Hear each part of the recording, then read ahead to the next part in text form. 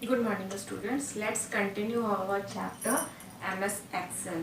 पिछले last session में हमने पढ़ा था MS एक्सेल के काफ़ी चीज़ों के बारे में कि क्या होता है स्प्रेडशीट, क्या होती है रोज, कॉलम, सेल, ये सारी चीज़ें कवर की थी। ठीक है, आज हम पढ़ेंगे insert a new row and column. तो open your book, page number 75।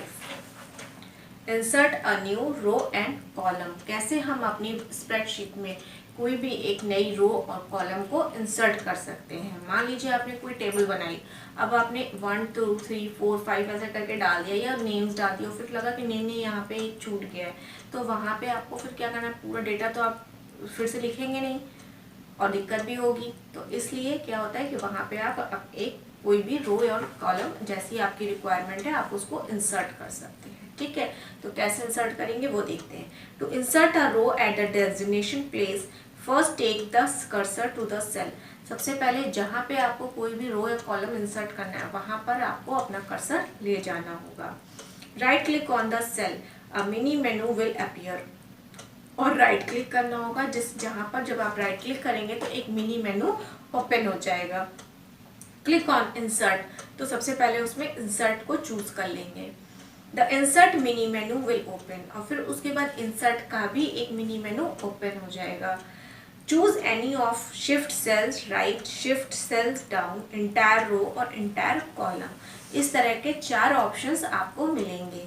Shift cell right, shift cell down, entire row और इंटायर कॉलम, यानी कि आपको पूरी पूरी रो लगानी है, पूरा पूरा कॉलम लगाना है, कि शिफ्ट करना है ऊपर नीचे, जो भी आपकी जैसी रिक्वायरमेंट है आप उस ऑप्शन को चूज कर लीजिए, आपकी रो इंसर्ट हो जाएगी या कॉलम जो भी आपको करना है वो इंसर्ट हो जाएगा। ठीक है, फिर नेक्स्ट टॉपिक है हमारा डिलीट रो एंड कॉलम। अब हमने बना तो लिया, अब मान लीजिए कि हमें लग रहा है कि एक आध कोई एक्स्ट्रा हो गया या गलती से एक छूट गया, तो हम उसको डिलीट कैसे कर सकते हैं। ठीक है, delete row and column. To delete a row, select the row by clicking at the beginning of the row, then right click. और सबसे पहले जब आपको डिलीट करना है तो कैसे पता चलेगा कि डिलीट किसको डिलीट करना है, तो पहले उसको सेलेक्ट करेंगे, उसके बिगिनिंग में जो होता है साइड में जहाँ पे नंबरिंग पड़ी होती है वहाँ पे राइट क्लिक करेंगे, सेलेक्ट करके राइट क्लिक करेंगे। Choose delete from the mini मेनू, और फिर उसके बाद राइट क्लिक करने पे मिनी मेनू आ जाएगा, वहाँ से डिलीट ऑप्शन चूज कर लेंगे। You can delete column in a similar way. अब वहाँ से आप सेम इसी तरीके से आपको कॉलम भी रो मैंने बताया, कॉलम भी आपका डिलीट हो सकता है। आपको कॉलम डिलीट करने के लिए कॉलम के बिगनिंग पे आपको सेलेक्ट करना है और वहाँ से राइट क्लिक करना है और डिलीट ऑप्शन को चूज करना है। ठीक है, इतना क्लियर हो गया। नेक्स्ट टॉपिक है हमारा hide row and column.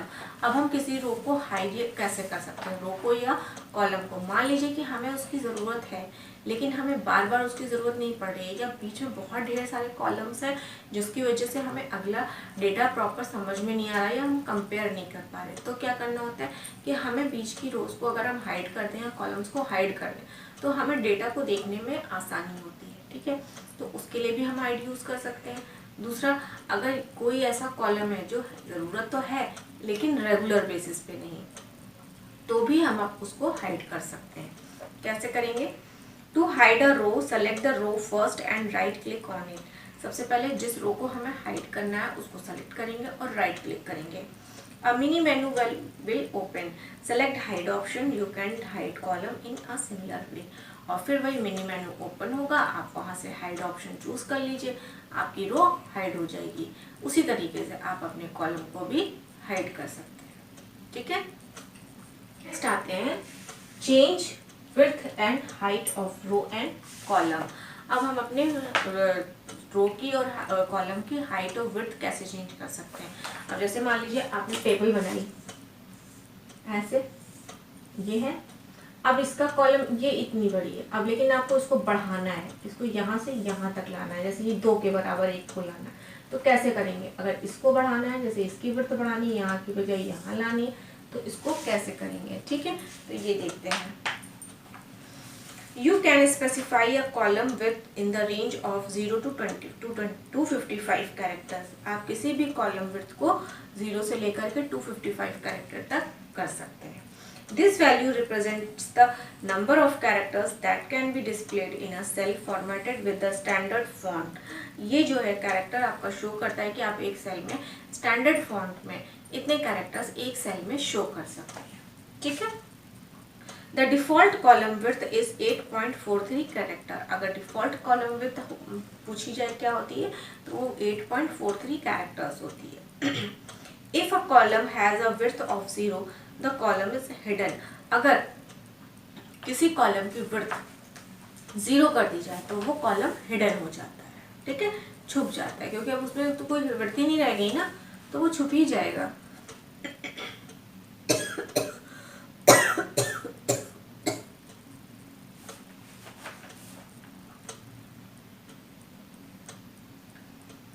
You can specify a row height in the range of 0409 points. और रो की हाइट जो है वो 0 से 409 हाइट पॉइंट्स तक होती है. This value represent the height measurement in points. 1 point equals approximately 1 by 72 inches or 0.35 centimetre. एक पॉइंट किसके बराबर होता है? 1 by 72 इंचेस और 0.035 सेंटीमीटर के बराबर. The default row height is 12.75 points, approximately 1 by 6 inches or 0.4 centimeter. If a row has a height of 0, the row is hidden. जैसे column में है, अगर उसकी विड्थ 0 कर दी जाए तो वो हिडन हो जाता है. रो की हाइट अगर 0 कर दी जाए तो वो भी हिडन हो जाएगा. Set the column to a specific width. अब हम कैसे किसी भी कॉलम की विड्थ को स्पेसिफाई कर सकते हैं अपने अकॉर्डिंग. अगर हमें अपने अकॉर्डिंग देनी है कि इतनी होनी चाहिए, इतनी होनी चाहिए, तो उसको कैसे कर सकते हैं? Select the column that you want to change the width. जिस भी कॉलम का हमें विड्थ चेंज करनी है उसको सेलेक्ट करेंगे. On the home tab in the cell group click format, और फिर उसके बाद होम टैब पे जा करके सेल ग्रुप में फॉर्मेट पे क्लिक कर देंगे. Under cell size pull down menu click the on column width. उसके बाद देखिए जो राइट साइड में आपके बना हुआ है मेनू, उसमें कॉलम विड्थ दिया हुआ है, वहां से आप उसको चूज कर सकते हैं. In the column width box type the value that you want, और उसके बाद जो भी आपको वैल्यू चाहिए वहां पे टाइप कर दीजिए. आपकी कॉलम विड्थ उतनी चेंज हो जाएगी. Set a row to a specific height. अब रो की स्पेसिफिक हाइट बताने के लिए हमें क्या करना है? Select the row that you want to change the height for. Same procedure है इसका भी, कि जिसकी भी हमें विड्थ हाइट चेंज करनी है उसको सेलेक्ट करेंगे. फिर होम टैब में जाके सेल ग्रुप में जा करके फॉर्मेट में, ठीक. फिर सेल साइज का पुल डाउन मेनू आ जाएगा. वहां से आप रो हाइट में वहां पे अपने अकॉर्डिंग वैल्यू डाल दीजिए. आपकी रो हाइट उस हिसाब से चेंज हो जाएगी. ठीक है, तो समझ में आ गया आपका कॉलम विड्थ कैसे चेंज कर सकते हैं, रो हाइट कैसे चेंज कर सकते हैं अपने अकॉर्डिंग, और कैसे डिलीट कर सकते हैं रो को, इंसर्ट कर सकते हैं, हाइड कर सकते हैं. ये 4 टॉपिक्स मैंने आज आपके कवर किए. ठीक, इसके बाद आते हैं हमारा टाइम है नोट्स का. जैसे कि मैंने पिछली बार आपसे डिस्कस किया था नोट्स, वैसे ही इस बार भी उसके आगे डिस्कस करते हैं. ठीक है, मैंने पिछली बार आपको फंडामेंटल टर्म्स दिए थे. फंडामेंटल टर्म्स 4 टर्म्स मैंने आपको लिखवा दिए थे. अब उसके आगे यहाँ पे मैं शो कर रही हूँ, पढ़ भी दे रही हूँ, उसको एक बार एक्सप्लेन भी कर दे रही हूँ, जिससे आपको लर्न करना इजी रहे. ठीक है, और इनको आपको अपनी क्लास वर्क कॉपी में लिखना भी है, यानी कि ये आपका क्लास वर्क भी है. ठीक है. Fifth fundamental is status bar. The status bar runs horizontally along the bottom of the screen, can be customized to display a number of options. Status bar क्या होता है? नीचे हॉरिजॉन्टली रन करता रहता है और इसमें पूरा जो भी चीज़ें रहती हैं वो डिस्प्ले होती रहती हैं. नंबर ऑफ ऑप्शंस, यानी इसमें कई चीज़ें आपकी डिस्प्ले होंगी. जैसे मैंने वर्ड में बताया था कितना पेज है, कितना साइज, कितने कैरेक्टर्स हैं, ये सब शो करता था. यहाँ पे क्या शो करेगा, कौन सी आपकी कहते हैं शीट खुली है, क्या नाम है, ये सारी चीज़ें यहाँ पे शो करती हैं. Sheet bar is located at the bottom of the worksheet. Sheet bar क्या होता है? जो आप जब वर्कबुक खोलते हैं तो वर्कबुक के में नीचे के साइड स्टेटस बार के ऊपर एक शीट टैब होता है जहाँ पे शीट 1, शीट 2, शीट 3 ये लिखा होता है, ठीक है, तो उसको शीट बार बोलते हैं। It gives us the information about active sheet, और ये हमें एक्टिव शीट की सारी इंफॉर्मेशन देता रहता है। Formula bar, it allows us to type text, numbers and formula in the active cell.